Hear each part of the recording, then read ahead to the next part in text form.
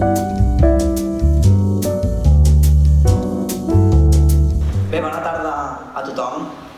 És un plaer donar-vos la benvinguda a la primera sessió del cicle de converses per repensar el món amb veu de dona.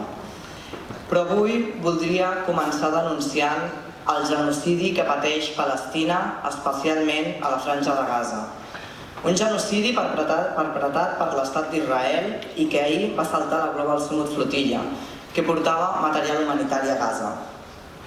No podem restar impassibles davant d'aquests fets i exigim l'alliberament dels membres de la flotilla i denunciem les actuacions il·legals de l'exèrcit israelià i el bloqueig que pateix Gaza. Més de 2 milions de persones estan sent condemnades a la fam i a la manca de medicaments, sumat al setge constant i als assassinats de centenars de milers de persones. El que està fent l'estat d'Israel atenta directament als drets humans. Avui, com bé sabeu, hi ha convocades concentracions arreu del territori per denunciar aquests fets. Per això, també avui, la sala és més buida del que en un principi hi havia de ser, perquè teníem confirmacions perquè estigués plena. I entenem que la gent estigui en aquestes reivindicacions polítiques, però també l'acte que fem avui, i com bé deia la Patricia Hill Collins, això d'avui també és un acte polític. I creiem important mantenir-lo per poder, sobretot, escoltar-la. Alhora també us animem a participar a la manifestació del proper dissabte, 4 d'octubre, per donar suport al poble palestí. Centrant-me ja en la trobada d'avui, aquest cicle neix amb l'objectiu de convertir-se en un punt de trobada, on a través del pensament i l'activisme feminista internacional podrem debatre sobre com transformar el món a partir d'aliances polítiques, amb la participació d'algunes de les principals referents del feminisme actual, filòsofes, activistes, escriptores. El cicle de converses vol esdevenir un espai inspirador i transformador, obert a càrrecs electes municipals, tècniques, estudiants, pensadores, entitats i ciutadania en general. L'objectiu és generar converses emblemàtiques que promoguin el debat, l'intercanvi d'idees i l'enfortiment de les aliances feministes, tan necessàries avui en dia. Perquè vivim temps convulsos. Allò que crèiem assolit veiem que trontolla. Les batalles que pensàvem guanyades les hem de tornar a afrontar. La societat canvia i per poder encarar els reptes que tenim per davant, siguin vells o nous, ens cal parar, conversar, reflexionar i repensar el món. I sí, cal fer-ho amb veu de dona i amb una mirada i perspectiva feminista. I d'aquí el nom i el propòsit d'aquest cicle de converses que iniciem avui, de la mà d'una de les grans referents feministes a escala internacional, la Patricia Hill Collins. Moltíssimes gràcies per acompanyar-nos avui. Serà ella qui obrirà aquest cicle de converses amb un diàleg que ens convidarà a reflexionar sobre el poder i la necessitat de la interseccionalitat en les aliances polítiques actuals. Interseccionalitat, aquest concepte tan necessari d'aplicar a totes les polítiques i tan desconegut per molta gent. Des de fa anys, la nostra institució ha fet una aposta clara per incorporar la perspectiva interseccional a les polítiques d'igualtat, tant a casa nostra com acompanyant a grans ciutats i a petits municipis de la demarcació, amb una mirada adaptada a la realitat i la complexitat de cada territori i persona. I és per això que aquest compromís amb la interseccionalitat ens porta, des de la Diputació, a formular-nos preguntes clau que orienten també la nostra acció. Quines estructures es necessiten per sostenir aquesta mirada? Com podem fer efectiva aquesta eina de la interseccionalitat en la planificació, en les normes i en l'execució de les polítiques públiques? I com podem acompanyar millor els municipis en aquest repte fonamental? Les respostes a aquestes preguntes ens han ajudat i ens continuen ajudant a qüestionar els models homogenis sobre els quals massa sovint s'han construït i es construeixen les polítiques públiques. Perquè és evident que no totes les persones, i evidentment totes les dones, vivim les mateixes experiències ni patim les mateixes formes de discriminació. Per això, les polítiques feministes han de ser específiques, contextualitzades i sensibles a la interacció de múltiples eixos de desigualtat, com el gènere, l'origen, la classe social, les capacitats, l'edat o la situació administrativa. Però malauradament no sempre s'apliquen tenint en compte aquests factors. Des de la Diputació de Barcelona continuem treballant per incorporar aquesta mirada interseccional. I ens fa especialment il·lusió que la primera convidada del cicle sigui la Patricia Hill Collins. La Patrícia ha estat una de les primeres pensadores a insistir que la interseccionalitat no és només una eina analítica, sinó també una pràctica i una actitud de recerca crítica permanent. Ella ens posa a entendre-la des de 6 idees claus: la desigualtat social, la interacció entre relacions de poder, el paper central del context social, la capacitat de generar interaccions entre gènere, raça, classe i altres eixos, el compromís amb la justícia social i també el ser conscients de la complexitat d'encetar aquests processos que tot sovint generen frustració, però també obren noves possibilitats. La seva mirada ens interpel·la directament com a institucions públiques i ens anima a assumir el repte de transformar les nostres pràctiques amb més consciència, rigor i compromís. I per establir un pont entre vosaltres i la Patricia Hill Collins també tenim el privilegi de comptar amb una altra veu destacada del pensament feminista, la Patrícia Soley-Beltran, que ens acompanya avui també, que conduirà la conversa d'aquesta tarda i que també agraïm la seva participació. La Patrícia Soley-Beltran és doctora en Sociologia per la Universitat d'Edimburg i llicenciada en Història Cultural per la Universitat d'Aberdeen. És la primera dona catalana en rebre el Premi Anagrama d'Assaig per Divines, models, poder i mentides. La seva trajectòria combina recerca, divulgació i un compromís actiu amb els feminismes contemporanis. I la tasca de la Patrícia Soley-Beltran aquesta tarda serà de facilitar el diàleg amb la Patricia Hill Collins i, sobretot, convidar-nos a participar activament en preguntes i reflexions per tal que aquesta conversa ens ajudi a pensar col·lectivament com podem traduir la teoria de la interseccionalitat en accions concretes a l'àmbit local.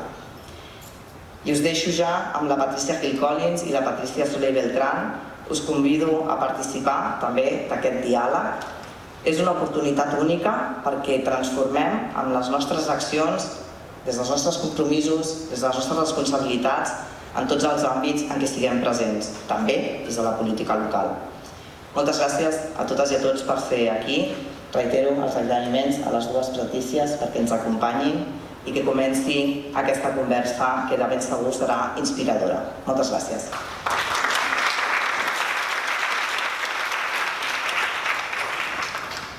Hola, bona tarda. Moltes gràcies per venir. We're delighted to have you here, Patricia. És per a mi un plaer estar aquí i vull donar els agraïments a la Diputació, a la senyora Bassoler, a la senyora Raquel Albiol, a la Sònia Ruiz García, i dir que per mi és molt especial estar aquí perquè jo sóc una nena del barri i quan era petita, amb 10 anys, venia a la biblioteca de l'Escola de la Dona i llegia el que diu, no? Tota dona val més quan lletra pren. I pensava, ostres, sí. Ha passat molt de temps des de llavors, perquè han passat més de 50 anys, de fet. Jo he anat venint aquí, primer com a nena estudiant i després per presentar pensadores feministes, com tinc el plaer de fer avui, per presentar els meus llibres.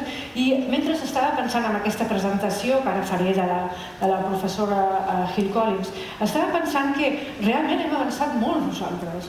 Crec que hauríem d'estar orgulloses d'aquest pensar col·lectiu que hem dut a terme i com el país nostre i els nostres drets han avançat tant en 50 anys.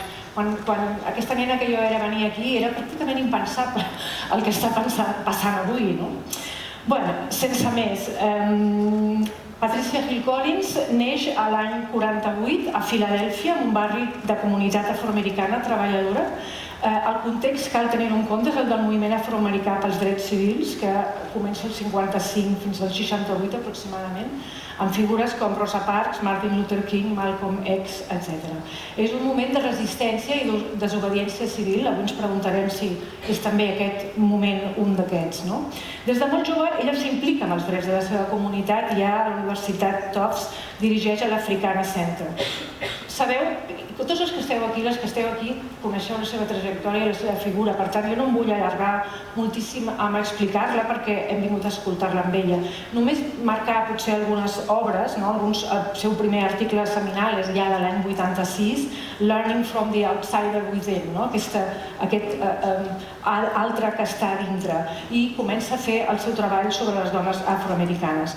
El seu primer llibre, del 1990, Black Feminist Thought, Knowledge, Consciousness Consciousness and the Politics of Empowerment ja està àmpliament traduït i reeditat. Ella comença a introduir aquest concepte de la dominació, de la matriu de la dominació.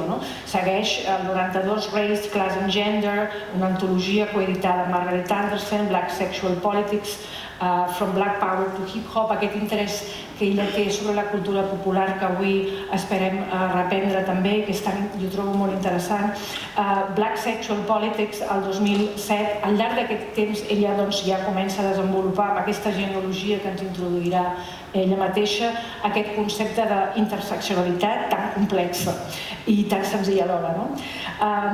Ella, per Black Sexual Politics, té moltíssimes distincions, només ens n'esmentaré una, el Distinguished Scholarly Book Award de l'Associació Americana de Sociologia el 2007 per Black Sexual Politics. Continua amb aquesta preocupació per l'educació. És, jo crec, un fil conductor de la seva trajectòria professional. Tenia aquesta voluntat fèrrea, jo diria, aquesta tenacitat que la caracteritza. Porto més de 24 hores tractant-la i realment en soc testimoni. Si no ho és prou la seva trajectòria, doncs aquesta tenacitat i aquesta gran capacitat de treball per presentar i fer avançar les seves idees amb aliança.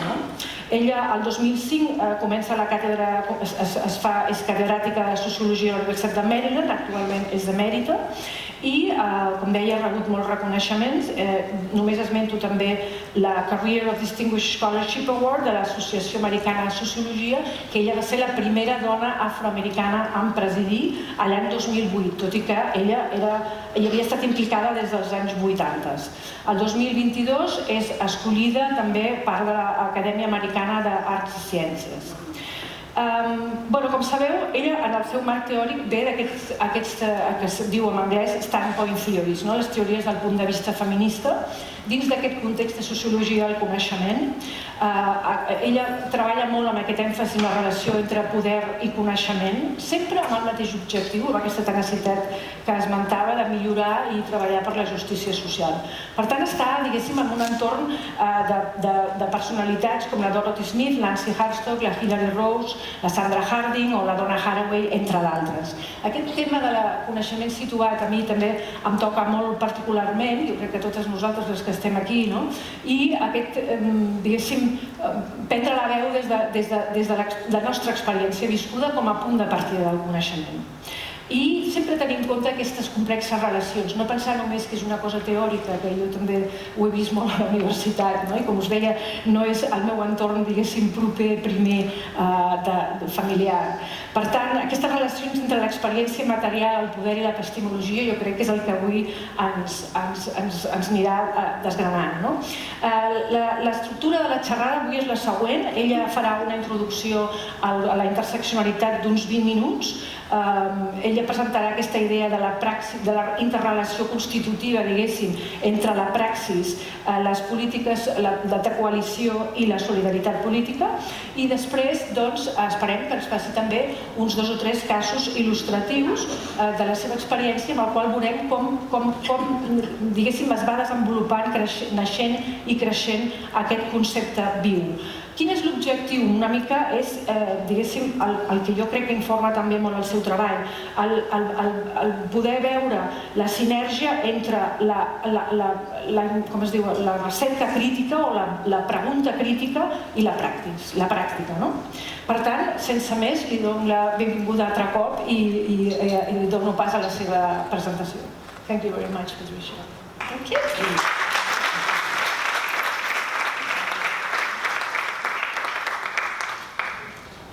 I'm going to walk around. If you were sitting in this chair, you might be tempted to doze off. It's very comfortable. It's like being in my living room and putting my feet up, except the light is shining right in my face. So I think to keep you awake and to keep me awake, it's important that I walk around a little bit, at least at the beginning. Hello. Hola. Hello, first row. I want to make sure you know I can see you. There's no way I could possibly talk about all of that in 20 minutes. Absolutely. Absolutely not. So what I'm going to do is be more conversational today. I'm going to hit some high points, and I'm going to start in a place talking about intersectionality that is not intersectionality. I'm going to start in the place of intersectionality before there was the word. Because the word came fairly late, it's fairly recent. But the whole notion of the idea of intersectionality has been growing in many different places. I will be focusing on Black women as one pathway to this meeting place of intersectionality. But I would like to let you know that there are many pathways into the space of intersectionality. I will also be approaching theory development differently. I'm grounding it in social problem solving. And rather than starting with an abstract theory like what is intersectionality and how can I apply it to my whatever you're interested in, buying socks or whatever, I'm going to start with where I see one moment within Black women's history when the idea of intersectionality and Black feminism, by the way, become more visible.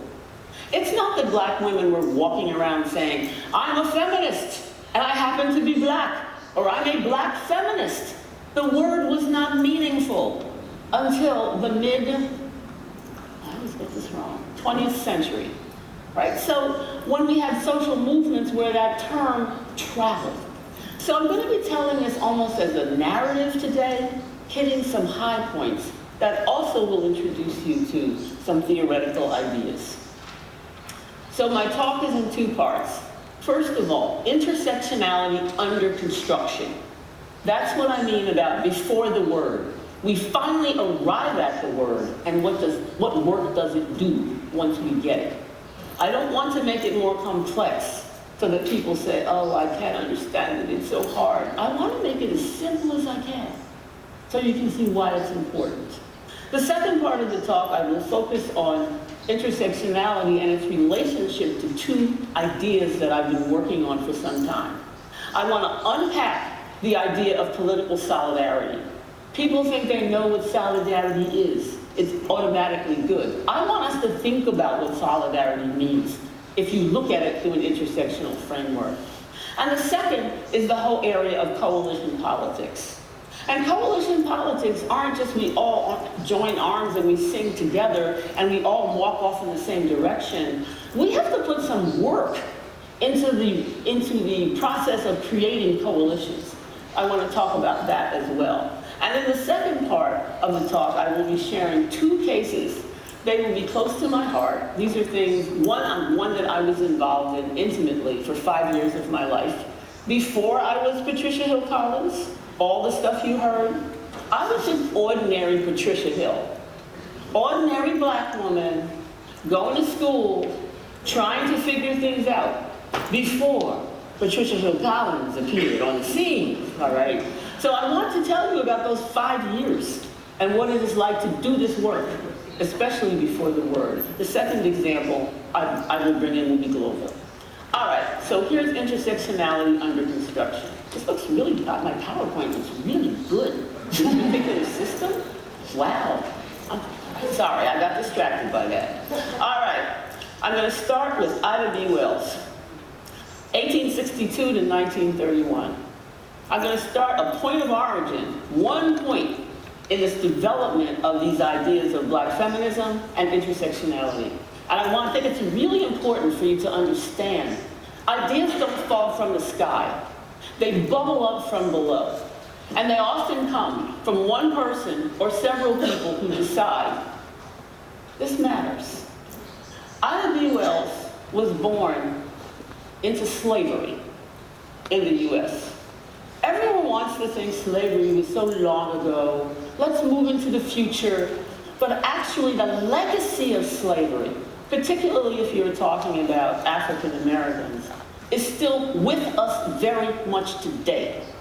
When I look at some of the activities that are happening in the US today, it's really a question of trying to put it all back the way it used to be.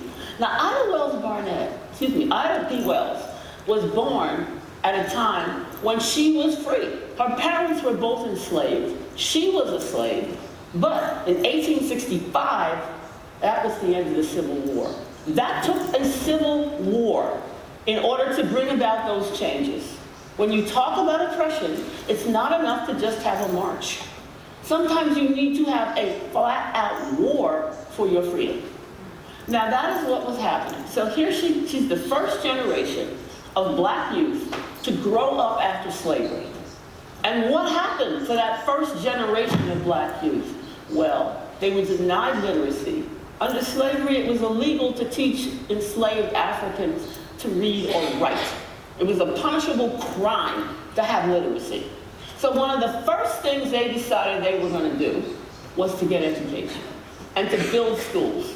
Ida B. Wells was one of the first children, young people, to benefit from those changes that were put into place by the generation before her. Are you doing all right out there? I'm kind of into my material here, but it's hard for me to see. It is a recursive relationship between ideas and experience.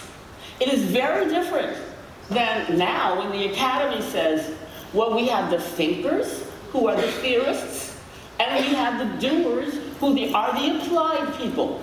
They take the ideas from there, and they apply them.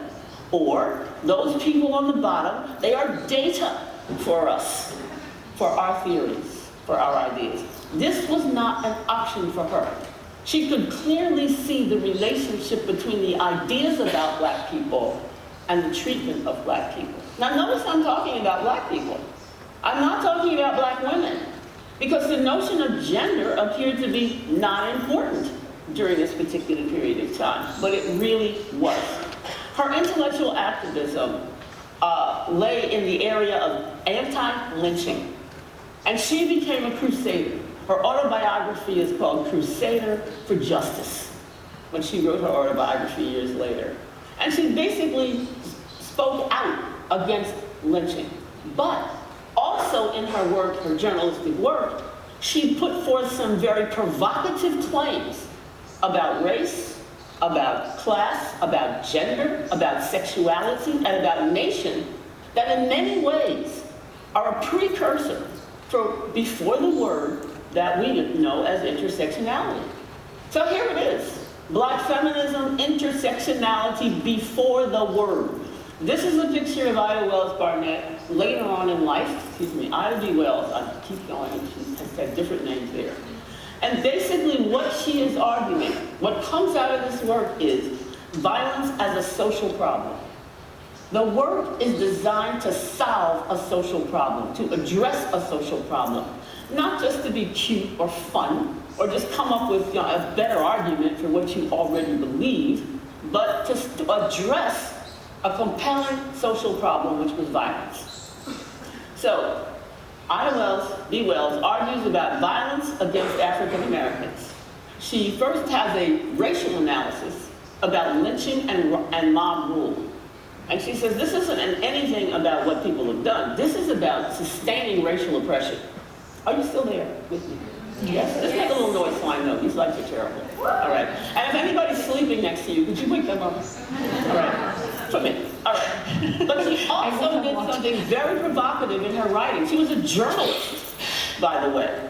She decided to become a journalist so she could take that education that she had and use it in a way where she could spread ideas and talk to people. But gender was really an interesting argument because she argued, she said, first of all, notice how the people who were lynched primarily were men. So she's putting forth a gendered argument about racism that does not start with the experiences of black women. Now some feminists in the room may say, oh, she was just sold a bill of goods. No, this is someone who's really working to solve a problem and working on the connections between black men and black women and gender. And she made the provocative claim, which was kind of intersectional at the time, that sometimes the men were lynched or were accused of violence, but they had sex with white women, but the women had initiated it and made them do it. Oh, no one said that in 1892. 1895, the whole notion of forbidden taboo love, whatever, no. So she's raising questions about sexuality that very much challenged Victorian norms about gender and about race. So we get this gender, sexuality, dimensions of racial violence, and she also says, why is it that white men cannot leave black women alone? That particular violence is invisible. And yet we have this whole situation of policing black people because of race. She kept going. Class. She asked the question, who benefits from racial violence? This is the class analysis. This is why I told you the example of the anti-lynching with the store owners, because there was clearly a compelling economic reason that underlay all of this that often was not looked at. And she also talked about nation, violence and political powerlessness. Nation, I'm using as a shorthand for government, for rules, for policies. And ask the question about how this is legitimating. How can you have mob rule and the government not enforce the rules that you cannot just go kill people? So she says something very provocative, and I would argue that what you see in her work is intersectionality under construction within a black feminism that is being formed. There's no black feminism yet in the 1890s, but it's coming. You still there? Yes. All right. And we've got these concentric circles, just so you can see, for those of you to get a graphic of this is very much how people look at intersectionality, the idea system. But notice I'm not starting with that. I'm starting with the social problem solving. So moving on. Intertwined pathways to intersectionality. We have now jumped ahead 60, 70 years later, and lo and behold, this same struggle continues. Those of you who are upset about a struggle this week, or just in the last 2 years or 5 years, must understand what it means to be involved in a long arc intergenerational struggle for freedom. This is a long arc game. This is not a you win one day and you lose the next day. So basically we have to get to the mid-60s for a social movement. And I'm sure many of you know about the civil rights movement. It didn't come from nowhere. Everybody seems to think Martin Luther King, hello, we must free the Negroes, and now we have company. No, it doesn't work that way. Basically, this had been years of sustained struggle to get to the point in the 60s and the 70s to actually have social movements like this. And there were multiple movements. What happened during this particular period of time with black feminism, still unnamed, by the way, was getting named, as was other forms of feminism by women. So, Latina feminism, indigenous feminism, these women who were also in racial ethnic groups where there were very, very similar issues, but not the same issues, finally could see one another and talk to one another. Violence against women was a shared social problem. It may have taken different forms for each of those histories. Let's say indigenous history, a history of genocide. Latina history, a history of conquest. And for black women, the history of slavery. These are not the same interchangeable systems, but they are very similar. But violence itself was a tactic to maintain those systems. So what happened during this period of time very quickly was it provided a meeting space, social movements provided a meeting space for women who were coming from ongoing political projects. It's not that these women were immediately politicized. They had been working, their mothers had been working, their grandmothers had been working. But that moment, that historic moment, was central for the emergence of these ideas of a coalitional feminism, an intersectional feminism that was not called that yet either. So again, the emerging political solidarity of that period was grounded in an ethics of social justice. Political solidarity wasn't just expedient. It wasn't just, maybe if we get together, we'll get more benefits from the government. This was something that bubbled up from below, from groups that were really looking for social justice. but had different experiences. So this is the meeting place of women of color feminism that begins during this period of time. Still no name. Do you notice a name yet? Nope. Notice I'm giving you a whole history of a set of ideas and a set of politics that are unnamed. Doesn't make them real, not real. Just means we don't have the word. The power of the word. Intersectionality gets a name. Many people think this is where intersectionality started. But what Kimberly Crenshaw does, how many of you have heard of Kimberly Crenshaw? Everybody's heard of Kimberly, not everybody, but pretty much everybody.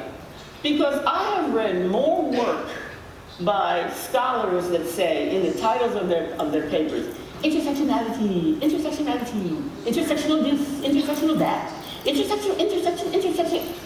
And you look at their citations, they only cite Kimberly Crenshaw. Which makes you wonder about how they have kept up, how they're approaching this whole thing. It's not a question of that she did anything wrong. In fact, she did a lot of things right. Because what Kimberly Crenshaw does is use the term intersectionality in relationship to violence against women of color. This is the founding article, but it is not an article that is necessarily received as such by people who just cite her and move on for their own projects. Are you hearing this? This is a critique of how we actually use this word very often. It does a lot of work for some people, but not necessarily for the people who have worked to have the word.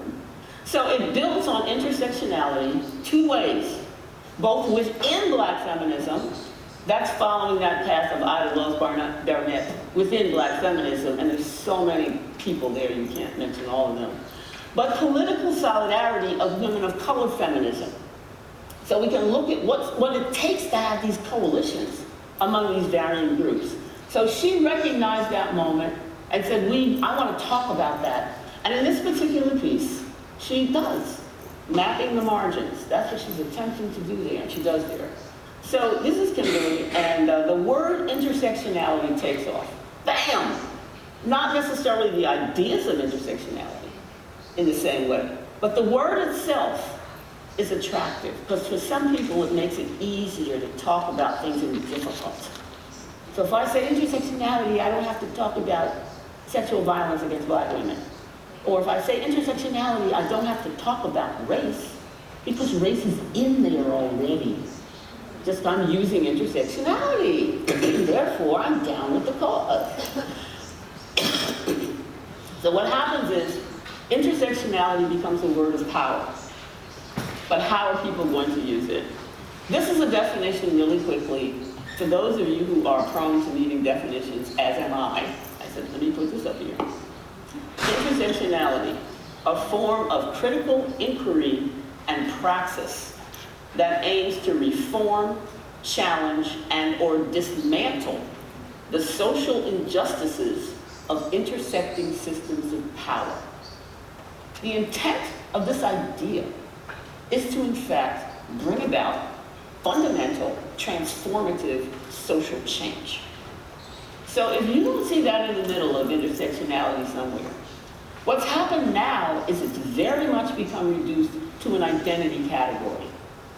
Intersectionality is all within me, because you know, I'm dating, I'm from this place, I'm from that place, I'm a woman, I'm a lesbian, I'm this, I'm that. It's all in me. And then that intersectionality never goes farther than the individual. And does not give us the tools that we need for political praxis. So I'm taking that on now and saying, rather than complaining about that, I want to develop a new model, or not a new model, but I really want to map what's there in terms of how we got to this moment. So there's three things that come from this. I'll say a few words about each. First, there's a common vision. There's an ethics that's fundamental to intersectionality. If the ethics are not there, we have to ask ourselves, what's this for? Who is this for? What is this about? Second, it's an analytical framework of main ideas. At this point, we really have we have wonderful work on intersectionality, I should say that, as opposed to being so critical. Yeah, I don't feel like being nice. Yeah, whatever. And third, social problem solving, action strategies. That is one thing that, as I said, is fundamental to this whole thing. This is the way of asking yourself, how effective is this? Is this a word just to explain oppression? Have you sort of been in that, at one point was teaching this class, raising the awareness of my students. And by the end of the class, I said, now, my class, you understand it. You understand oppression. And they said, Dr. Collins, we're so depressed. What should we do? Tell us what to do. What's the solution now? Because we're so used to arguing the analytical stuff. And I'm saying, go forth, my children. Come up with some solutions to what I've analyzed. As opposed to looking at the holistic nature of it all. Why I start with Ida Wells Barnett. So here's intersectionality's common vision, ethics. This is the common vision that brings us together. When times are tough, it's really important to remember why we're coming together in the first place. Do not take it for granted. A core ethical commonalities that lie at the heart of intersectionality. I would argue that they are freedom and social justice. You may have other terms that attach this. But these are ideas that say, there's a world that's better than the one that we're in. This is what we're aiming for. This is the horizon of freedom, the horizon of social justice. This isn't a task that we get it done and then we kind of know. No, this is a lifelong aspiration towards something bigger than the here and now.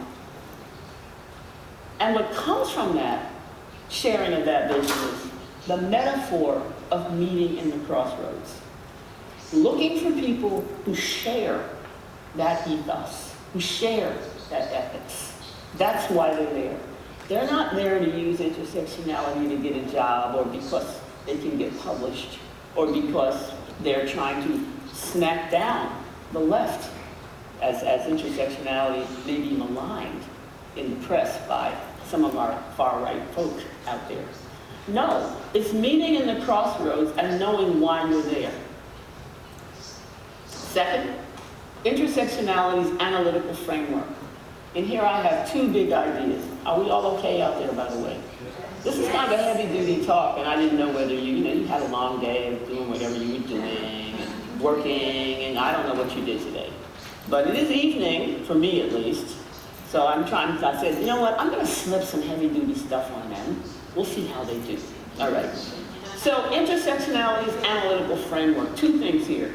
It analyzes how intersecting systems of power, you see the word power? Power, systems of power. Not my intersecting identities that flow from that, very valid, but we're missing the big picture if we think it's all about us as individuals. It analyzes how intersecting systems of power shape individual and group identities, social institutions, ideas, and politics. Again, it analyzes how intersecting systems of power shape individual and group identities, social institutions, ideas, and politics. And it does so by critically analyzing how race, class, gender, sexuality, age, ability, and nation, among others, interconnect to shape social inequalities and social injustices. So it's critically analyzing some more of these categories. It doesn't have to have all of these categories in it at all the time. I've had people say to me, well, Dr. Collins, I read this paper and I don't see race anywhere in this paper. So how can it possibly be good intersectionality paper? And I would argue you can have an absolutely rock-solid intersectionality paper if you're talking about, for example, nation and ability, the kinds of rules that we have in terms of people who are considered able or not. So you don't have to have 5, 6, 7, 8, 9, 10 intersections. 2 is enough. Race and gender are plenty. Race and sexuality are plenty. Gender and sexuality is, in fact, an intersectional concept. And finally, intersectionality and solving social problems. Now, finally for the first part, don't get too excited. This is just the first part, all right? Intersectional analyses offer new frameworks for seeing common social problems. They help us see beyond our everyday life. They help us see connections. They're critical of existing social inequalities. So we can criticize what's out there. We don't accept it. We criticize it, we analyze it. And intersectional analyses suggest a range of action strategies for addressing important social problems. They don't just stop with the theory. They're thinking aggressively about action. They're critical for people who challenge such inequalities. Now I brought you this lovely book here. Can you see this lovely book on the left called Lethal Intersections? Race, Gender, and Violence. This is the book that I finished and was published last year, 2024. It is a book about intersectional violence. And I could draw a straight line from Ida Wells Barnett to this particular book to everything I said in this talk today. And what I do in this book that's a little different is I don't start with the theme of intersectionality and look for violence. I look for, in this book, cases of people who are involved in anti-violence activity in some way. Some of it is really subtle. Some of it's just in the mind of the person. I look for examples and cases of people who are resisting violence. I did not want to write a book about the grand encyclopedia of how messed over we all are because of violence.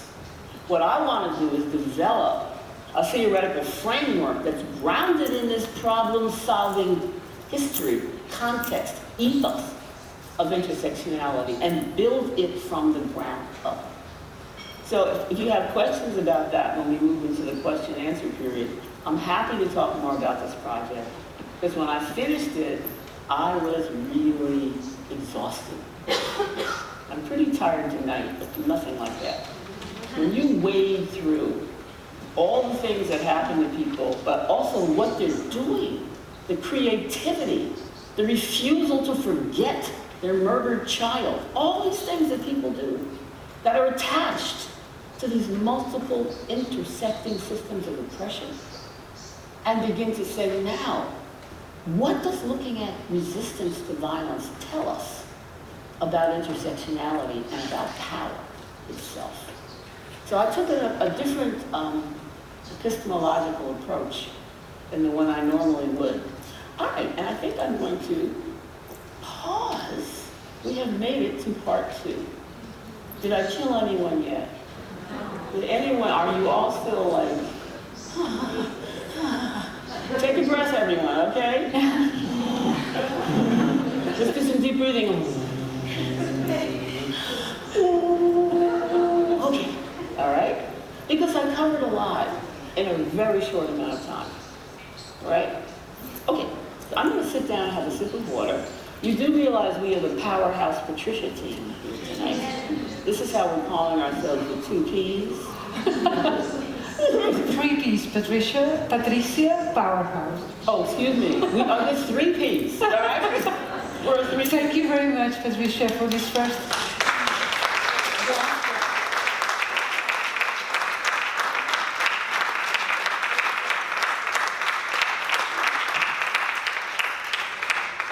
There's, of course, this importance of social justice, no? That perturbates the whole of the thinking, of your life, of your research. Absolutely. I mean, why do it if... Why are we doing these things? Are we doing these things just to be cute? Or because we're incredibly well paid? Usually we're not incredibly well paid. So there's got to be more to it than that. Mm-hmm. So when I say freedom, social justice, I take it seriously. Well, definitely. We are, I mean, I think we were very well aware of that before you arrived, and certainly we are even more now. Because of, this extremely serious lines of violence, no, that are deeply running into the history of Afro-American people. And well, yes, we have now this first part, and you wanted now to tell us, I think it's 2 cases, no, that illustrate your experience. I think, jo no sé si tenia que dir això en català o en anglès. Sorry? I didn't hear the translation. Sorry, go ahead. I'm going to translate. I'm going to say it in Catalan, so you get a break. I'm just going to say. Ja ho sé traduït, bueno, ja vale. Bueno, no, perquè m'agrada parlar català. Bueno, so these are 2 cases we're going to get from your. Are you speaking Catalan or English? I don't know anymore. I think of in 3 languages actually. I think and dream in 3 languages, which is wonderful. Yes? Why are you making this harder? Okay, no need to make it harder.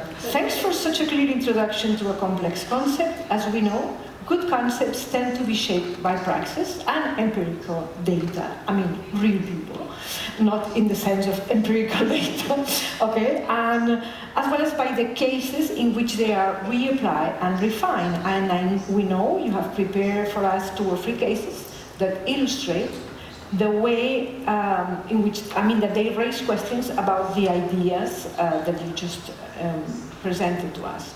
So I think the whole aim of it is to, today, and in general, no, in the genealogy of intersectionality, is to think collectively about the varying ways in which the ideas of intersectionality shape and have been shaped by different projects. So, are you happy to tell us about it? I'm happy to move on. I think I will sit down now, and if I start putting myself to sleep, I will stand up again. Just so you know, it's purely to keep me going. This is case number 1. This is St. Joseph's Community School, that where I worked full-time from 1970 to 1973, when I was very young. And this particular school comes from the community schools movement of that particular time.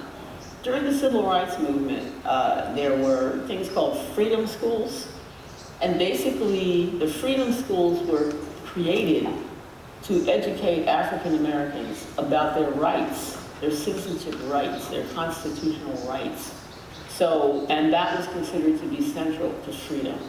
But anyhow, this is a political project of community organization. And here's how it came about. This was in Boston, Massachusetts. Any of you know anything about Boston, it has a reputation for being very liberal and for having wonderful institutions of higher education and for being a font of knowledge. And I understand there are a few institutions there that are quite well known, all right? But at the same time, during this particular period of time, in the city of Boston, there was tremendous resistance against desegregating the public schools of Boston, which had really been segregated for quite some time racially. And basically, the problem was, how do you provide a quality education for black children? The social problem that presented itself was, how do we educate black children? Now, you could continue to petition the public schools to try and do better. That's a lot of energy to change a bureaucracy, and it was very important to do that, and many people did that. Or you could attempt to organize members of the community to help solve that problem, to see what could we come up with that would be better.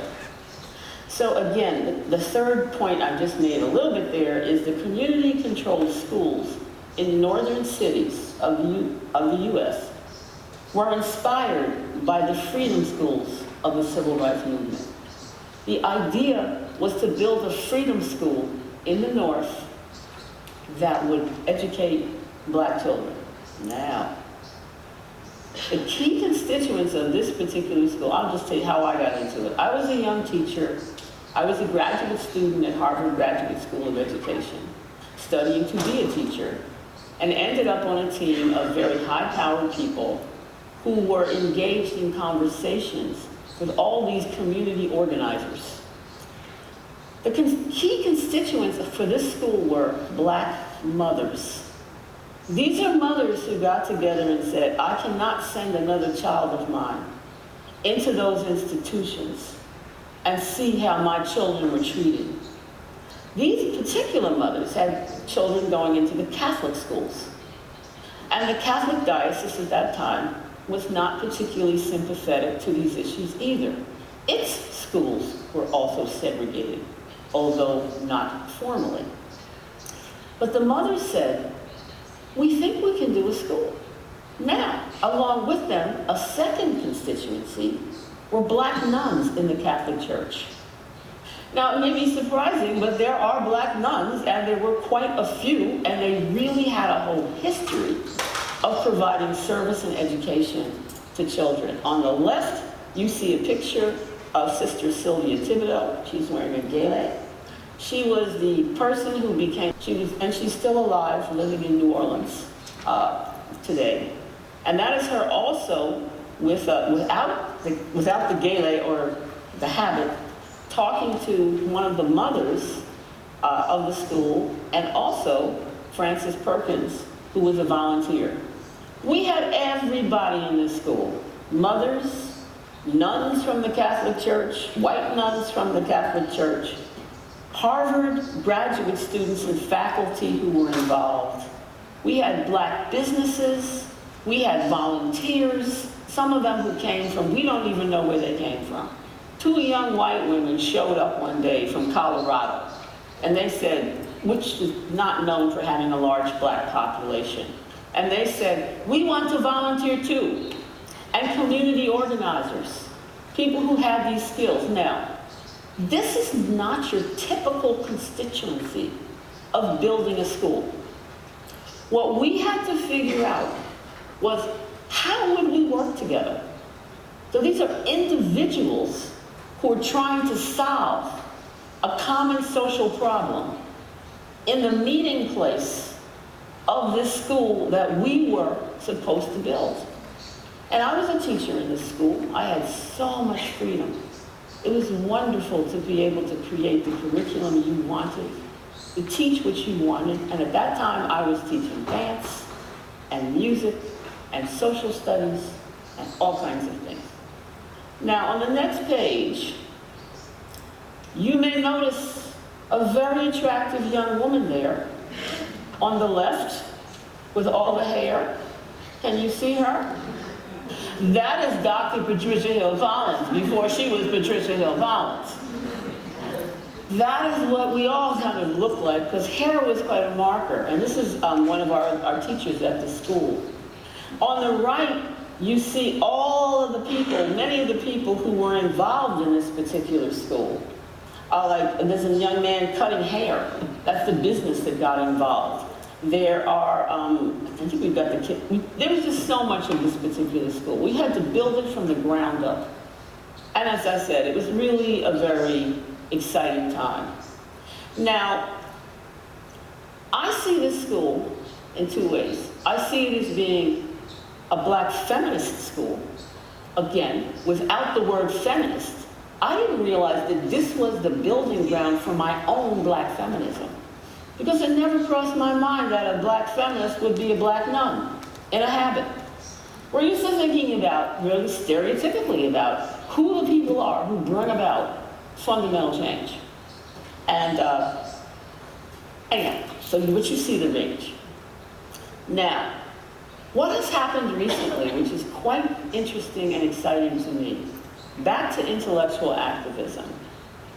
St. Joseph's School as a Black feminist project, but St. Joseph's Community School as an intersectional project, where we had people from very different racial, ethnic backgrounds, genders, probably sexual orientation, but I honestly think they were afraid to come out at that point, but all were welcome. But what has happened recently, April 15th, this is just this past couple of months ago, is this young woman by the name of Zenzile, Z-E-N-Z-I-L-E, Riddick, R-I-D-D-I-C-K, defended her dissertation. She did a dissertation on the school. Because what often happens with community projects like this, no one archives their work. It's all memory. But she went out and did a historical ethnography. She tracked down parents. She tracked down kids who'd gone to the school, staff members. She tracked me down. I have yet to meet her in person, and interviewed me and many, many others over Zoom. And when she defended her dissertation, it was a joyous event, because we all now know that that particular history, which had been basically, this is Black women's untold history that is Black feminist and intersectional, was now there in the record, and this will be published as a book. But she said to me, she said, Dr. Collins, you know, I want to let you know that. She gave me back the gift of saying, I think what you were doing there, in particular, was very much aligned with Black feminism and Black feminist thought. And she pulled out my book and she said, it's all in here, you know. And I had not really made that connection. And then she said, and the school is very much an intersectional project. And I had not made that connection either. So sometimes what happens is you lay a foundation without knowing where it's going to go. You just do it because it's the right thing to do. Those of us who are involved in education, that is very much what this is like, that particular process. So, I have not yet met her. She has now moved on and does have a job, which is really quite nice, at Northwestern University, and is beginning to publish her work. This is what I mean about intergenerational intellectual activism. But what we had to do in this particular school was craft political solidarity, a common vision, a common set of strategies, across not knowing each other well at all. And I call this flexible political solidarity. This is solidarity that comes from the school. This is where I learned this, St. Joseph's School, because it wasn't easy. A lot of conflict. It was clear, though, that no one person had all the answers. There was no one expert who could come in and say, here's what you should all do. Instead, we had to be flexible, not based on towing the line. Let's find Marxists and have everybody be ideologically of the same mind. Or let's find feminists and let everybody be ideologically of the same mind. Or let's bring in Catholics and let's make it all ideologically or theologically, in that case, of the same mind. But solidarity was based on pragmatic social action, getting the job done. This is an example of flexible solidarity within a social justice project, one little one. Okay? This is not the big picture that people are comfortable talking about comfortable, but people want to talk about all the time. So here's my question. How does flexible solidarity inform building coalitions with other similar social justice projects? How do you look both within your own organization to see how it's working and use that framework of openness and flexibility, of listening to each other, of strategizing, of trying everything until something works, experimentation, if you were. And how do you put that in dialogue with other projects that are trying to do the same thing? This is not a contest. This is really looking for allies, looking for people to work with. But don't just assume everyone's going to get along and sing a song like we're all against so-and-so. That's not enough just to be against something. You have to be for something at the same time. The second example is from Brazil. And the second example is Geledes. This is a Black Women's Institute in São Paulo, Brazil, that was founded in 1988. It is 37 years old. This is an organization that comes out of very similar circumstances after the dictatorship there to rebuild civil society. And this is an organization that is explicitly focused on the well-being of Black women without being just about Black women. So this is a case of solidarity of many different actors, but the organization itself is an organization of coalitions with many other projects, both in Brazil and globally, including the UN. They have been very active globally for women's rights. Sueli Pinheiro has a doctorate in philosophy, and she is one of the founders of this particular organization and still works with them. Geledes pulls from African origin ideas, but it also pulls from the Brazilian context of the Quilombo, which is a free space for Black people who have run away from slavery. And some of these Quilombos lasted for a very long time. So they knew that they needed an independent organization, but then one that was not just inward-looking, one that's also outward-looking. This I pulled from their website. It was posted 4 days ago, so this is from their website. And if you look at the picture, the people here, first of all, they're all, for the most part, very happy.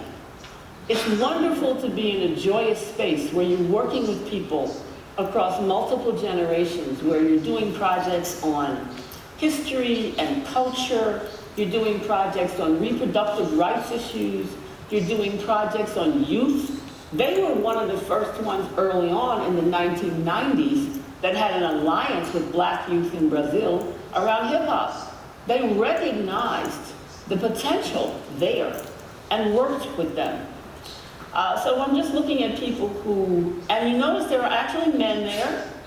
The thing about Geledes is the board has to be Black women. It is run by Black women. It's Black women's leadership, but all are welcome into that space who respect that space. And here I am again. I like to put me in there. Can you find me? I'm now the one with still having hair, much less, but now it is the white hair. You can find me in there, all right? And these are some of the people who I spent time with when I was able to visit this particular organization in 2023. I've met many of the people in other settings. But to visit this particular site was so exciting because it made me think about St. Joseph's School. We were really poor. We had no resources. We had to really be creative. You don't need a lot of stuff. What they did was create a space that's absolutely beautiful. Okay. And are archiving Black women's history in Brazil and are archiving their own history as an activist organization. So there will not be the need for Zenzele to come along decades later to do that historical ethnography on them. They're writing their own story, very much the way Ida Wells Barnett wrote her own autobiography of her own life, as opposed to having people write her life for her. So this is the intellectual activism, and I'm going to leave you with, I'm going to try and leave you with this. Intersectionality, flexible solidarity, and coalition building. Just some questions. What brings coalitions together? What pulls them apart? What is the relationship between coalitions of convenience and coalitions of conscience? I'll say a word about that right now. Which coalitions are fleeting and which endure? I would caution us not to use the word coalitions too lightly. People say, I'm in a coalition, we're in a coalition, we all agree on everything. Some coalitions are coalitions of convenience. You form a coalition because you have a special interest, vested interest, and it makes sense to work together. But once that issue goes away, there's no need to have the coalition. I describe also a coalition of conscience. These are coalitions that are committed to the long haul. Justice, freedom, solving the problem of violence that starts under slavery and continues on into 2024 when I write my book. And all the people who have participated in coalitional work to produce to address that social problem this would be a coalition of conscience. So, and I have another slide, but I think I'm kind of tired right now. So, I wish I could peek at it. Oh, that's too much. No. Maybe we will skip right over that. Oh, yes, that's too much. Oh, you can't do that. It's been too long. Okay. Oh, that's too much too. But, summing up, intersectionality, flexible political solidarity. I want to leave you with social problem solving. I want to leave you with analytical framework. I want to leave you with common vision. These are all things I talked about. Social problem solving. We are also different. We bring different histories and areas of expertise to the task. But in St. Joseph's School, it was to offer that quality education. And that's how people understood their shared commitment.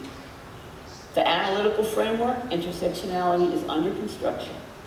Do not run quickly to assuming it's ready and finished. We have to construct it still and often protect it from people who are threatened by it. And the common vision, the ethics of social justice, our commitment, and the commitment of Gilles as well, was cultivated by altruism, where we put the needs of children in St. Joseph's and the needs of Black women in Gilles beyond our own special interests. We do this work, we do it for ourselves, but we really do it for others, especially those who are coming after us. Those are my two cases. Thank you very much. Thank you.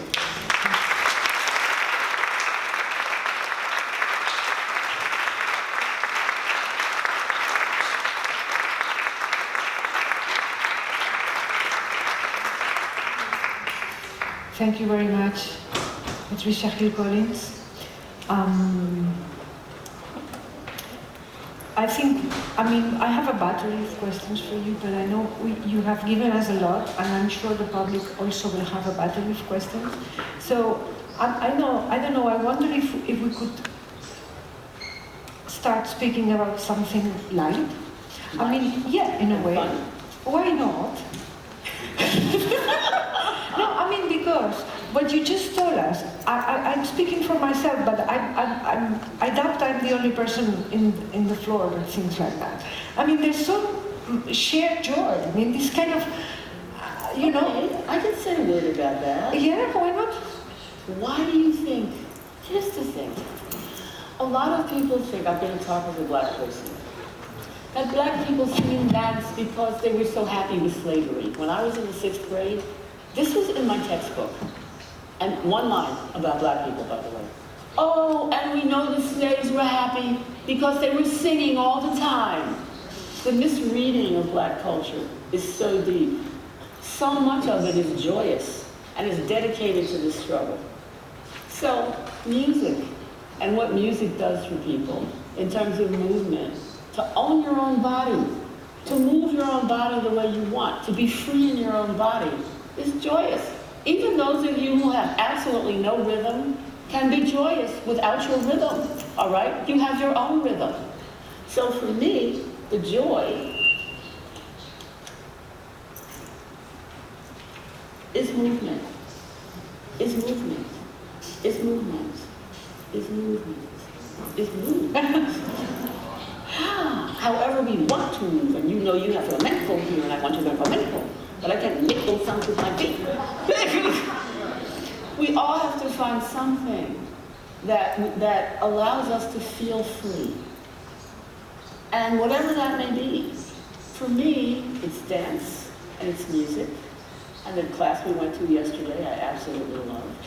So, I don't know, I'm not saying just go have fun or go party, go to the club.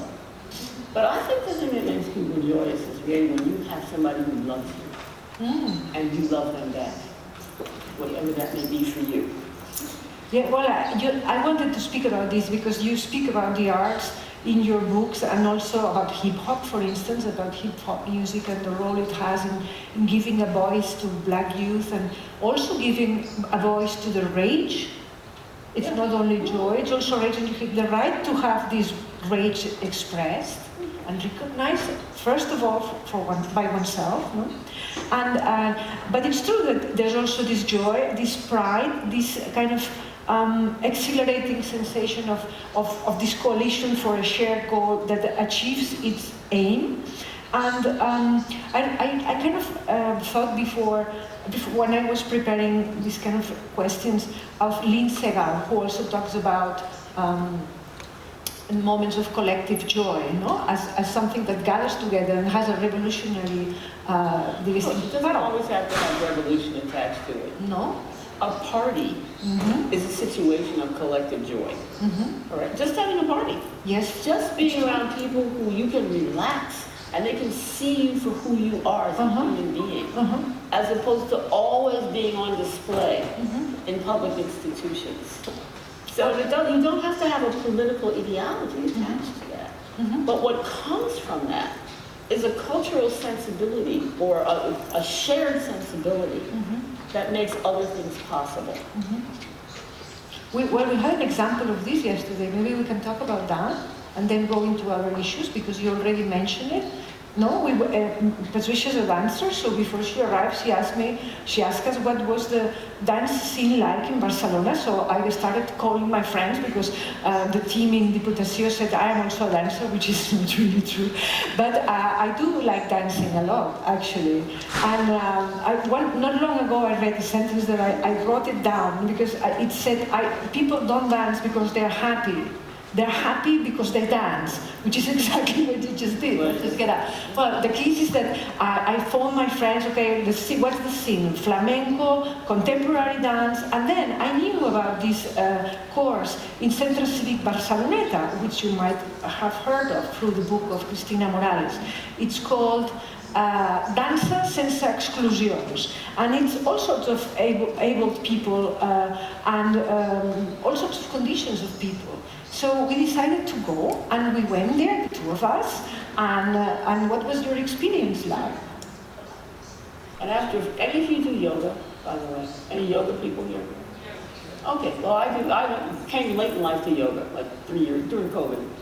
But it's the shavasana at the end, where you're like, you let yourself go, you let your body relax, you're completely into your body.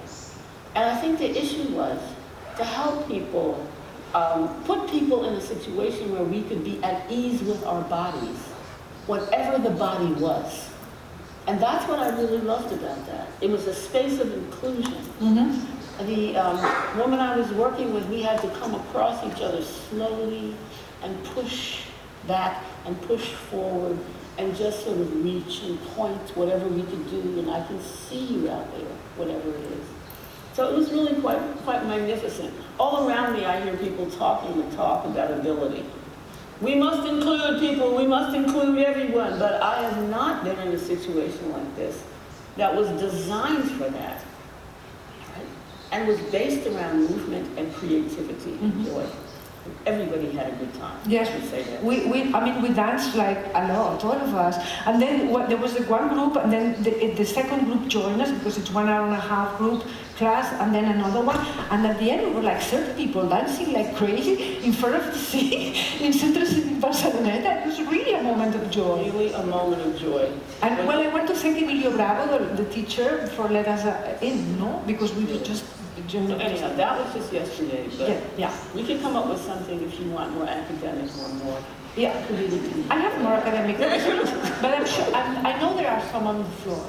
It was just to relax. Sorry, I have to do this. You want? Shall I start asking questions, or are you ready for questions? Yes.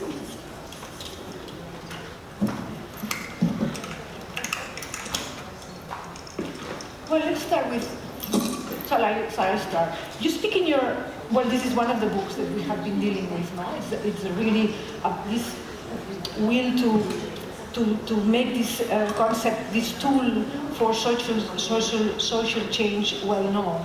And you have already mentioned, you remarked on the tremendous heterogeneity that characterizes the idea of the concept of intersectionality. I think I mentioned this to you. I heard Joseph Nye saying that about soft power, about the notion of soft power, that concepts are like children. And as an academic or public intellectual, I'm quoting Joseph Nye, you can love and discipline them when they're young, but as they grow, they wander off and make new company, both good and bad.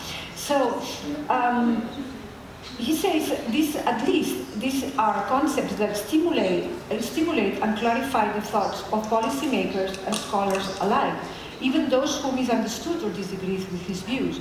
Perhaps that is all one can hope for. So I'm asking you, is this all one we can hope for? What do you think about policymakers include? He's looking at legitimated authority figures, and he's saying they have all the power, and you can exercise soft power through persuasion, as opposed to force, which is hard power, right? But that defines the argument in such a way that you will always lose if you do not control those institutions already. So for me, that's a reformist argument. I would say that the ideas that are most powerful cannot be contained in any institutions. They can only be carried from one place to the other and changed as people take them up.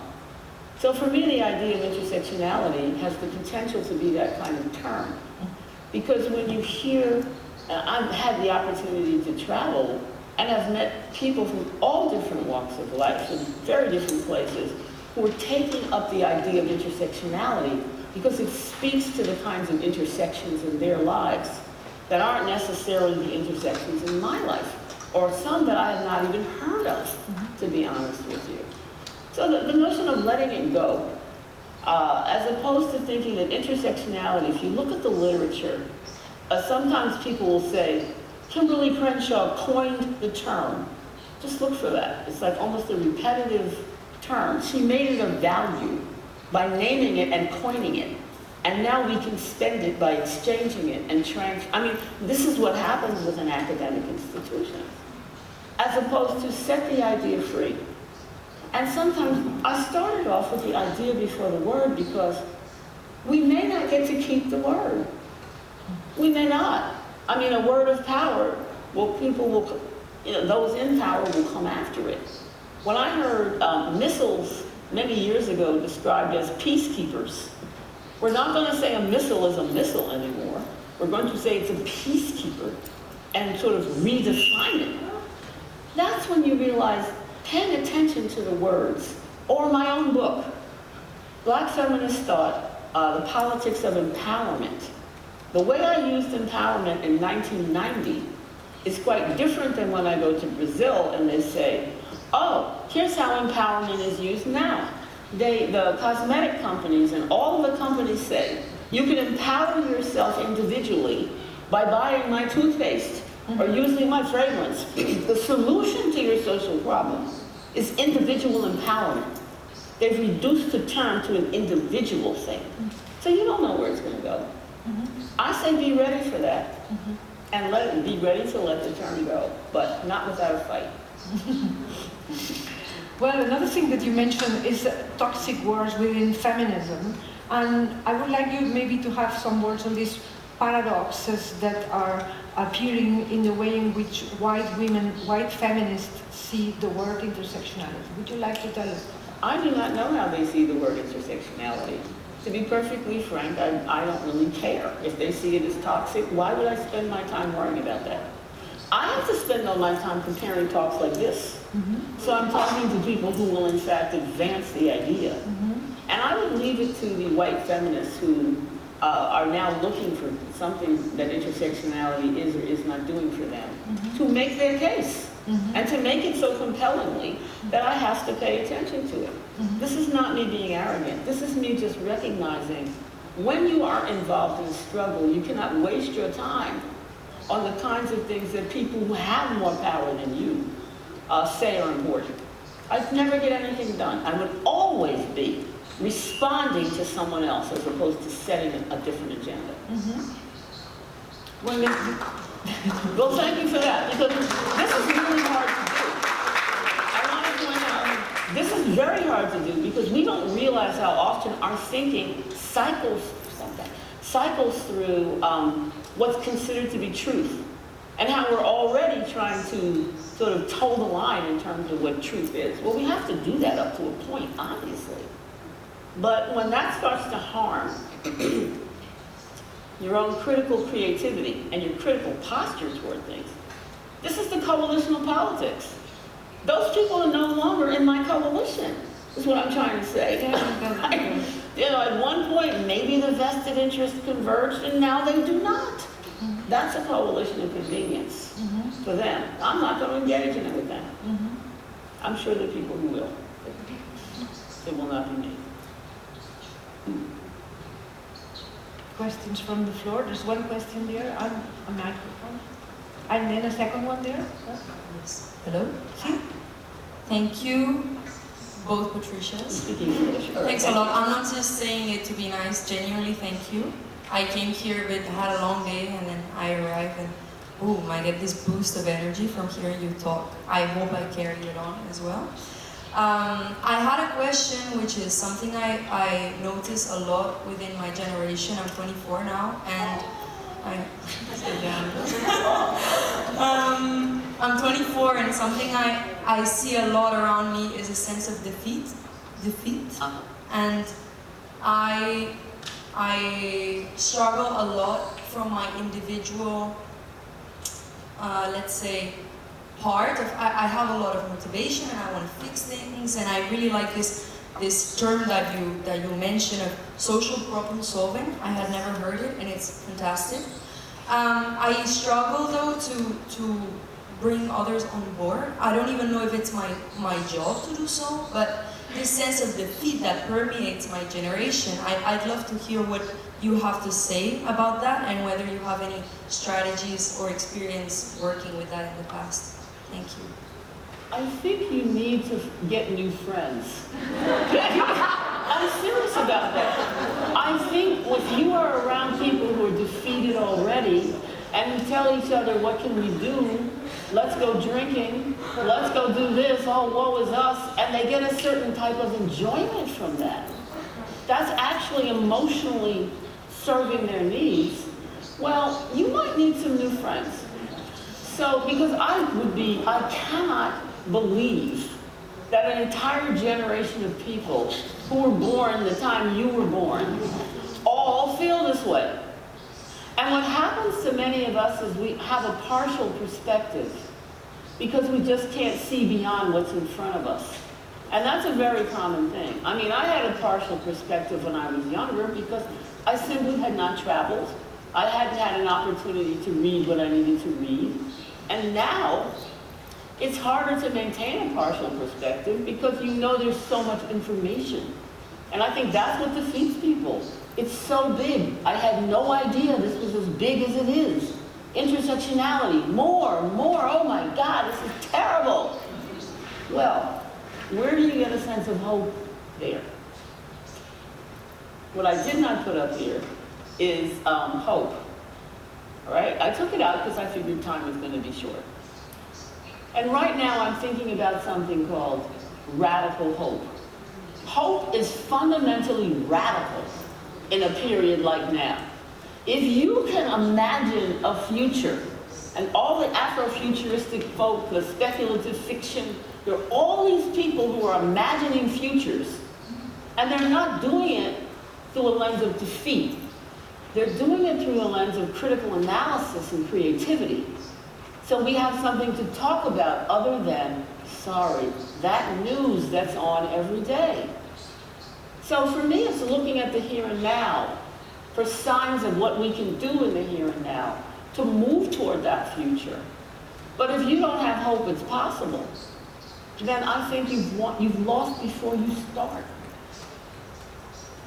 And I will just say one final little bit. This is where it's a gift for me to be an African American. Because I'm from a people who started with nothing, created in colonialism and slavery, not able to bring families with them, language with them, not even owning their own bodies. The joy came from the spirit. The joy came from collegiality with people who shared your situation. You had to be very careful in terms of who your friends and enemies were. Because sometimes your friends will sell you out, right? And if that group, over this amount of time, can manage to get to the point where we are now, bad as it is in terms of the politics in the US, who am I to say I'm not going to participate in that struggle anymore? Because while we had this conversation with all these children who were born while I gave my talk, and you will be part of their problem. You'll be the generation they're looking to. Oh, she was 24 when she gave up, and now she's 34 and just left us adrift. You do the best that you can. Are there things I wish we had done that could have been different? I think there's another question there. Yes. Hi. Yeah. Hi, Patricia. Hi, Patricia. I have a question. I'm actually really thankful that my question came after yours, because today I went to the protest, the university-led, well, the student-led protest, and my friends were actually stating, like, I usually have a lot of lost hope for politics in the future, but then I go to these events and I'm like, okay, maybe there's something worth fighting for still. So I just wanted to mention that before my question. But regarding the actual question, follows along the same path that the previous question, which I'm 25 also, so in my generation, like people around 2019 to up to, I would say, 28 or so, I feel that the way that our social circles have evolved and how the technology has advanced, it's propelled the idea that we must stay individualistic or alone. So hearing you talk about how social communities and such are such a key element really struck me dearly. And I would like to know, is there any advice you could have to further develop these alliances, these communities in a society where everything is so individualistic? Thank you. I think you have to first decide what you're really committed to, what you care about, and go find the people who care about those same things. And if it turns out to be kind of a closed circle, yeah, that's the thing to avoid. When I talk about St. Joseph's School, these are all people who came out of other communities, who cared about education in a variety of ways, who cared about race, who cared about religion, who cared about all these different things, but were not satisfied with where they were.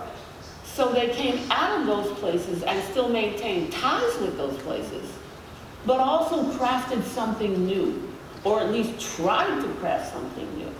And I'd like to tell you, our school was amazing, because we were able to draw upon all of this talent that did not recognize, because we all looked so different. We were all different ages. We didn't recognize each other, and we would not have recognized each other as having those shared interests had we passed each other on the street. But there was something about getting in that space where we had to create something new, and it wasn't for us. The fact that it was for the next generation, it was a K through 8 school, ages 6 through 13, 14, meant that we had to overcome our own limitations. And I think that is very important to think about. That is the skill that is lost now. The not spending time in community where you know it's not all about you all the time. We have institutions that cater to affluent middle-class students and then assume everyone else should be treated like them. Well, unfortunately, there are people walking around who think they're the center of the universe who have no clue that they're not. This is the individualism that they've grown up with, but also it's something that is encouraged by consumer culture. Very much so. This is commodity capitalism, going for the next market. So I don't know, I think the advice is, I'm going to go out on a limb here and say, you're probably young enough to do this, all right? Woo!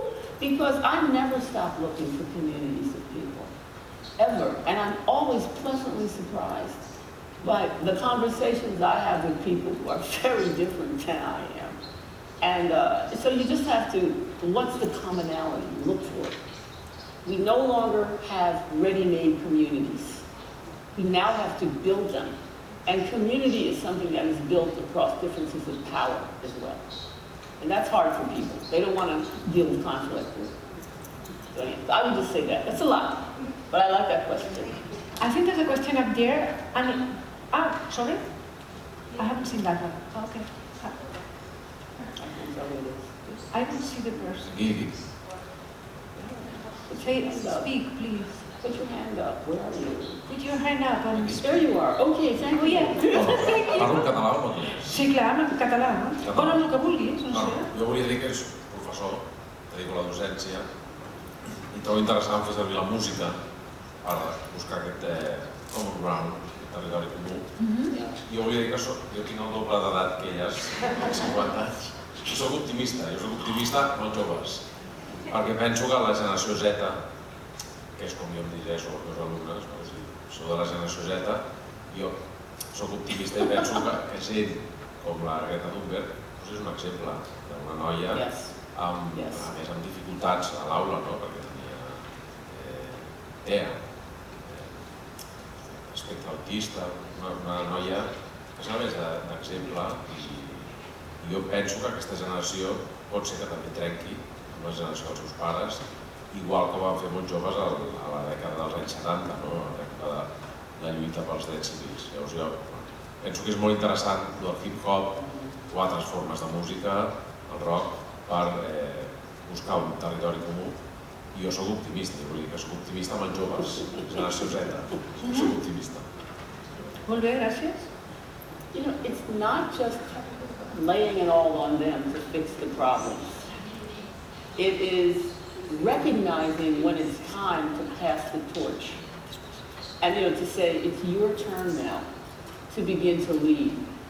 And I personally, as a person who's been in a classroom my entire career, teaching everybody from babies all the way to returning students, recognize the power of teaching and pedagogy.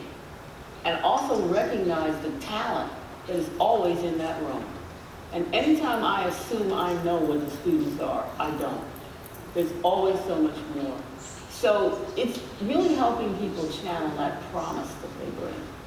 I mean, children come into the world open to the world. We're the ones that are telling them the world cannot be yours. It's scary, it's this, it's that. You can't do anything except look on your phone. So I'm hoping the rebellion against technology will actually come from youth itself. I think that is what's happening in the US. As schools go to policies saying you don't have to have your phone all day long. We're taking your phone from you. You might have to talk to each other. Ooh, scary. So, and you put your finger on it in terms of the music as the universal language. Because what it tends to do is it takes away the words. The words are important. But the feeling, you can feel the anger, you can feel the love, you can feel the feelings that are universal feelings. And young people, I think, are much more open to that than people who really had a life that beat you down. But even there, the joy is when you can free yourself from that. So thank you so much for that. Thank you. I'm glad this question came out again because when I talked about dancing, and it looked like it wasn't academic. I mean, and in fact the question was what role play the arts in your intersectional sensibility, which is a question you're already answering. And there's another question there. Bueno, primero de tot, voy a ser también la abogada del diablo, si una miqueta. Jo tinc 28 anys i també soc de la generació Z i nosaltres aquí aterrat aquí a Catalunya sí que ens mobilitzem i fem manifestacions, sortim al carrer, així que no tota la generació Z està dormida o com dir, paré catalanyol, disculpeu, però que no estamos tan negativos ni tan deprimidos. I sobretot ho dic com a dona negra, les dones negres no ens podem permetre això, hem de lluitar, o sigui, no ens podem permetre seure, és més, les meves preguntes també volia com fer aterrar una miqueta sobre els moviments feministes negres que hi ha aquí, Catalunya. I bueno, jo mobilitzo i tinc molta gent més petita que jo que s'està mobilitzant. He canviat d'amics, canviem de tema. Sí. Vente per aquí, por favor. This is your new friend. Your new friend. One. Coalition forming life. I bueno, tenia dues preguntes a negres africanes, no? Com jo. Hem viscut l'altra cara, no? de la colonització, de l'esclavatge i les dones que no tenen res d'això. No? Llavors, què fem amb això? Y después también, ¿por qué crees que hay mujeres negras que se quieren desmarcar de la teoría de la interseccionalidad a la hora de definir la desigualdad, ¿no? Al ver que no pone en el centro la cuestión racial, es decir, per exemple, les dones negres no podem no parlar de raça perquè ens atravessa. I per què no, i sobretot perquè la raça està molt lligada a la humanització. Perdona, estoy yo aquí sacando machetes, però perquè no es parla, no, també de la... No, not at all. No? No, not at all. I think what you're talking about is the backlash to intersectionality in ways that get white women power by saying they are criticizing this concept. They're stripping the power, they're stripping the idea of its power. This is what I'm saying. They're stripping the word of its potential power and turning it into something else. So I'm not going to fight over a word. I'm going to continue to define. Notice how I started my talk. I didn't start it in intersectionality at all. Because I started it actually for those people who would say, well, for black women to talk about black women, we can't do that. No, I just did that. And I did it in a way that actually claimed a certain form of feminism by saying that wasn't a word that was there either, and yet the behavior and the thinking was there. And did it in a way that said, this is complexity that helps our struggle to see the complexity and the potential for coalitions with people who are of like mind. This is different than saying you can only talk about one thing at a time. So, I mean, I can see why in certain situations you're fighting on two fronts. You're fighting people who say, why are you over there hanging out with these people? And you're fighting with people who are saying, why can't you just stop talking about that race stuff? It's really not that important. It's all about all this other stuff too. I think we can do better. I hold myself to a higher standard of complexity because we're going to need it. Ida Wells Barnett could not just pick race. It was complicated, and she saw those complications. You can't just pick one. Picking one makes it easy.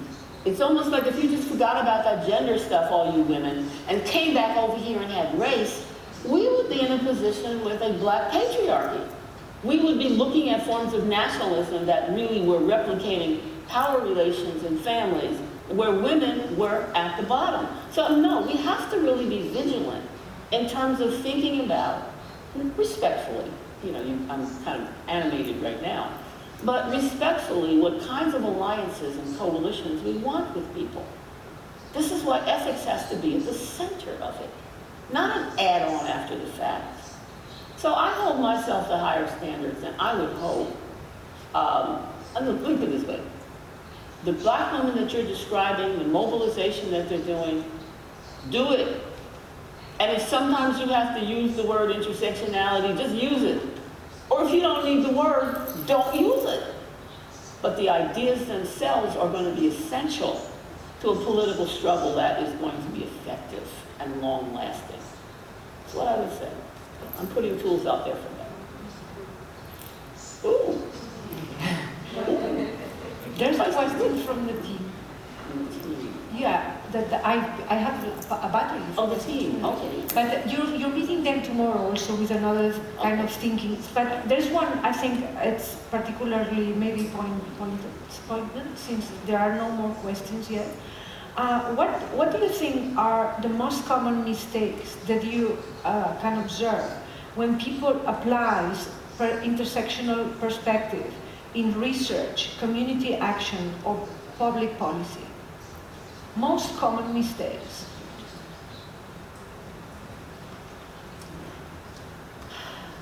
really look at it that way. And let me just say what annoys me the most. Okay. Maybe that would be a better way of coming at this. I just don't think they've read enough.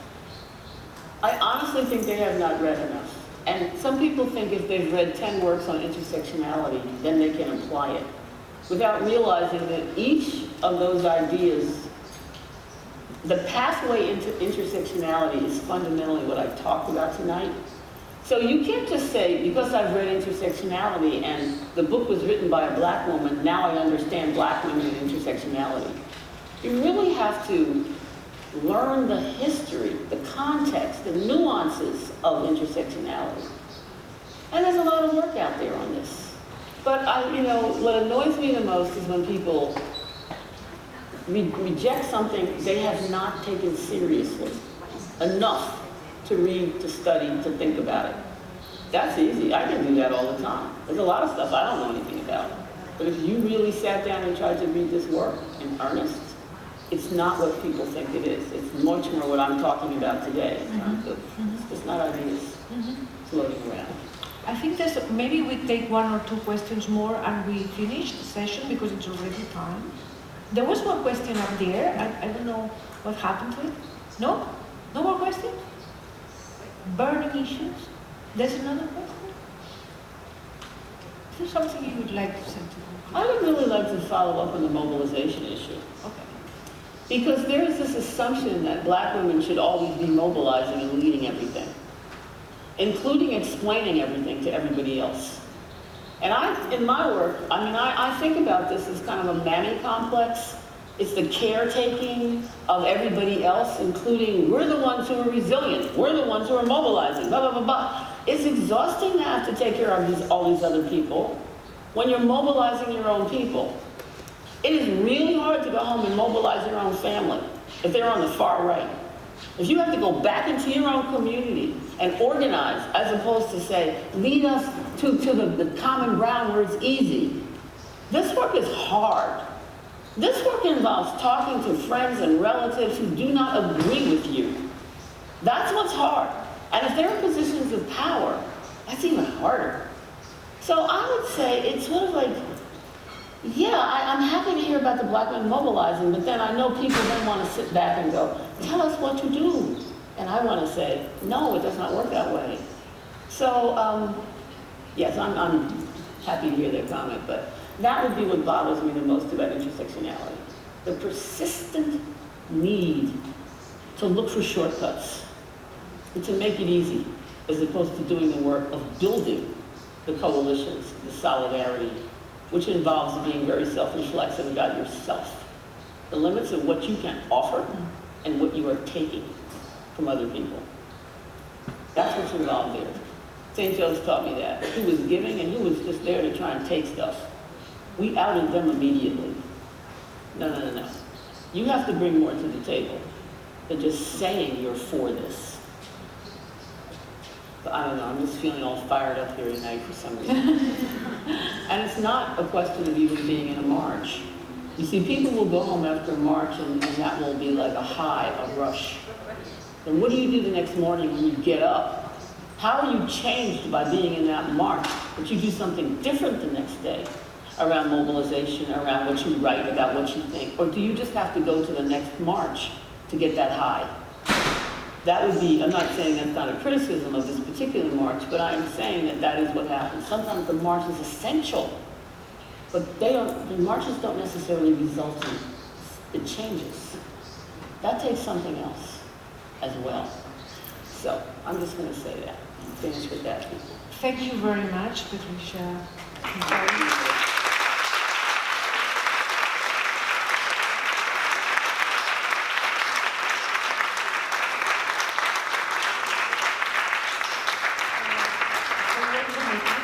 Radical hope. I think I'm going to write down this thing about radical. It's going to be my last chapter. The book that I'm working on. Wonderful. Yeah, that's going to be it. I'm writing a very, very, very easy book. We need it. Thank you very much. Que yo quería dar las gracias. Perdón, es que me ha venido ahora, no me ha venido antes, pero que quería agradecerte Quería agradecerte por toda la charla, por todo el trabajo que has hecho y a nivel personal quería decirte que... Un moment, perquè em sembla que no té traducció. No, que quería agradecerte por... No sé si estoy escuchando, ¿no? I can't say in English, I can try to say in English. Why translate?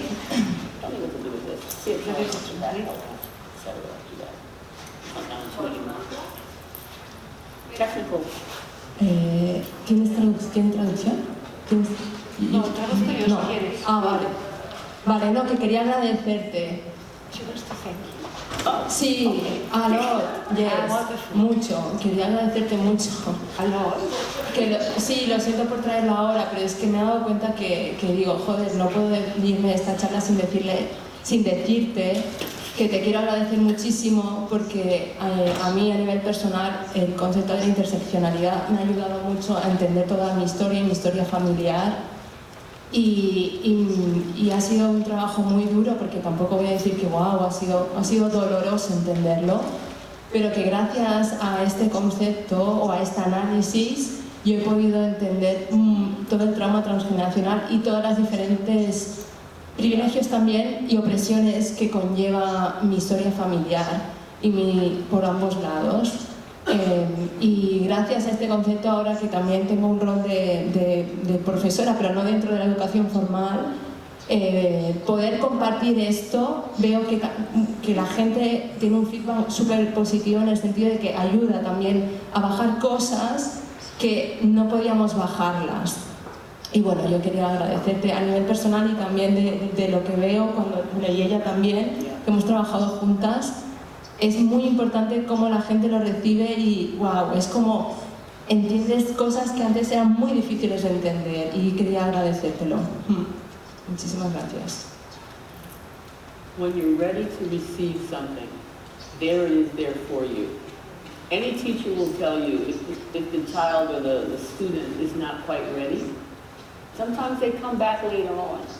They're not ready when they take your class the first time, and then they go off saying, I hate that because she was so mean, she was so rude, and then they come back 2 years later, 3 years later, a little further along in life, and they say, I think I'm understanding these issues that you were bringing up.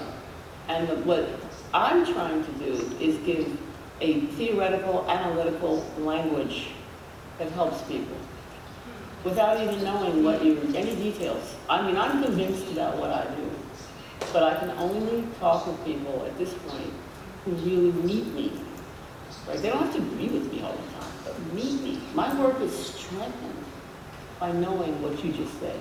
Because you mentioned not just oppression, but privilege. Intersectionality is a concept that challenges power relations, which are all about oppression and privilege. And privilege does not want to think about itself this way, ever. Whether it's race or class, whatever.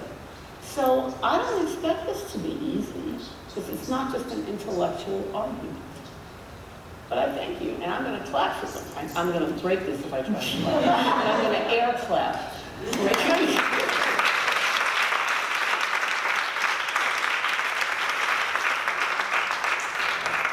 Moltes gràcies a tothom. Veig que esteu sentint molt fort això perquè ningú s'està aixecant de la cadira. Però em temo que és l'hora, no? Crec, i ho hem de deixar aquí, però estan els llibres, estan les idees, estan les persones, està el treball que s'està fent i continuarem, no? We're here, we're alive, what's going on?